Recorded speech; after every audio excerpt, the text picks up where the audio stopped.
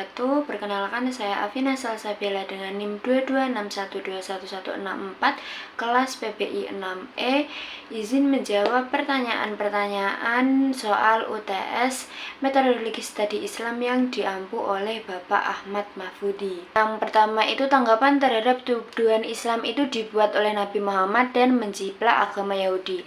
Nah, tuduhan bahwa Islam adalah hasil jiplakan dari agama Yahudi itu merupakan pernyataan yang tidak berdasar dan dapat disanggah dengan beberapa argumentasi berdasarkan sejarah, logika, dan sumber otentik seperti Al-Quran. Yang pertama, adalah Allah itu menciptakan langit dan bumi dalam 6 hari. Nah, dalam Islam maupun agama lain seperti Yahudi dan Kristen itu disebutkan bahwa Allah menciptakan langit dan bumi dalam 6 hari. Namun ada perbedaan yang mendasar. Dalam Taurat sendiri itu disebutkan bahwa Allah beristirahat pada hari ke-7 setelah menciptakan alam semesta. Sedangkan dalam Al-Quran itu disebutkan bahwa Allah menciptakan alam semesta itu dalam 6 masa atau seperti ayam, tanpa menyebutkan adanya kelelahan atau kebutuhan untuk istirahat. Seperti pada surat Al-Qaf ayat 38 yang artinya, dan sungguh kami telah menciptakan langit dan bumi dan apa yang ada di antara keduanya dalam 6 masa, dan kami tidak merasa letih sedikit pun. Jadi pernyataan dalam Al-Quran justru menolak konsep bahwa Allah itu membutuhkan istirahat, yang menunjukkan bahwa ajaran Islam bukanlah jiplakan dari ajaran Yahudi, melainkan justru memperbaiki kesalahan konseptual yang ada dalam teks sebelumnya. Kemudian yang kedua, ada hari suci dalam Islam dan Yahudi. Nah, kaum Yahudi itu kan menjadikan hari Sabtu sebagai hari suci berdasarkan perintah dalam Taurat. Sementara dalam Islam itu kan hari sucinya itu adalah hari Jumat, seperti pada wahyu Allah surat Al-Jumu'ah ayat 9, yaitu, wahai orang-orang yang beriman, apabila diseru untuk melaksanakan sholat pada hari Jumat, maka segeralah kamu mengingat Allah dan tinggalkanlah jual beli, yang demikian itu lebih baik bagimu jika kamu mengetahui. Jadi, jika Islam itu hanya menjiplak dari Yahudi, seharusnya kan hari yang dianggap suci itu hari Sabtu, bukan hari Jumat, seperti itu. Nah, yang ketiga itu ada kosakata yang berasal dari bahasa Ibrani. Dalam Al-Quran itu memang ada beberapa kosakata yang serupa dengan bahasa Ibrani atau Aram. Misalnya, Torah itu Taurat atau Injil, malaikat, kemudian ada surga atau jannah. Namun kan kesamaan bahasa itu tidak membuktikan penjiplakan. Bahasa Arab, Ibrani, dan Aram itu berasal dari rumpun yang sama, yaitu bahasa Semit. Sehingga wajar aja jika ada beberapa kosakata yang mirip. Hal ini sama seperti dalam bahasa Inggris dan bahasa Jerman yang memiliki banyak kata serupa, tetapi tidak berarti bahwa bahasa Inggris itu kan menjiplak bahasa Jerman, seperti itu. Nah, yang selanjutnya itu ada Nabi Muhammad dan interaksi dengan Yahudi di Syam. Memang benar bahwa Nabi Muhammad itu pernah berdagang ke Syam, tetapi perjalanan tersebut dilakukan saat beliau masih remaja dan hanya dalam waktu singkat. Selain itu, jika Nabi Muhammad SAW itu hanya menjiplak ajaran Yahudi, menganggap banyak ajaran Islam yang justru bertentangan dengan ajaran Yahudi, seperti konsep tauhid yang murni itu pada surat Al-Ikhlas ayat 1-4. Tidak ada keyakinan bahwa Bani Israel itu adalah umat pilihan. Nah, yang kedua itu ada konsep puasa yang berbeda.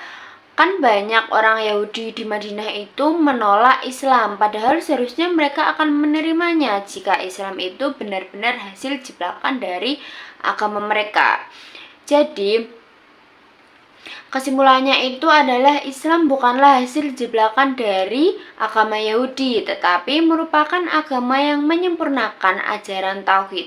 Al-Quran itu sendiri datang untuk memperbaiki penyimpangan yang terjadi dalam agama sebelumnya dan membawa kebenaran yang lebih universal. Untuk jawaban pertanyaan kedua sendiri itu adalah implementasi metode dan metodologi dalam kasus suami yang berusaha mendapatkan kelapa muda ketika istrinya ngidam, seperti itu. Nah, dalam studi ilmiah itu kan metode dan metodologi itu adalah dua hal yang berbeda. Metode sendiri itu adalah cara atau langkah-langkah yang digunakan untuk menyelesaikan suatu masalah. Sedangkan metodologi itu adalah kajian atau ilmu yang membahas tentang metode yang digunakan. Nah, implementasi dalam kasus tersebut itu yang pertama ada metode deduktif atau normatif etis. Dalam Islam sendiri itu mencuri adalah perbuatan haram meskipun niatnya baik. Hal ini sesuai dengan hadis, sesungguhnya Allah itu baik dan tidak menerima kecuali yang baik. Hadis riwayat Muslim. Maka meskipun sang suami ingin membahagiakan istrinya yang sedang ngidam itu, ia tetap harus mencari cara yang halal untuk mendapatkan kelapa, misalnya dengan meminta izin kepada tetangga yang mempunyainya atau membeli. Kemudian yang kedua itu ada metode induktif atau empiris logis. Dari pengalaman hidup, kita tahu bahwa mencuri dapat menimbulkan konflik sosial. Maka solusi yang logis adalah bernegosiasi dengan pemilik pohon kelapa untuk mendapatkan izin, seperti itu. Kemudian yang selanjutnya ada metodologi berbasis syariat. Dalam Islam sendiri itu kan tujuan tidak boleh menghalalkan segala cara. Nah, jika suami tetap mencuri, maka itu melanggar prinsip memelihara harta orang lain, seperti itu.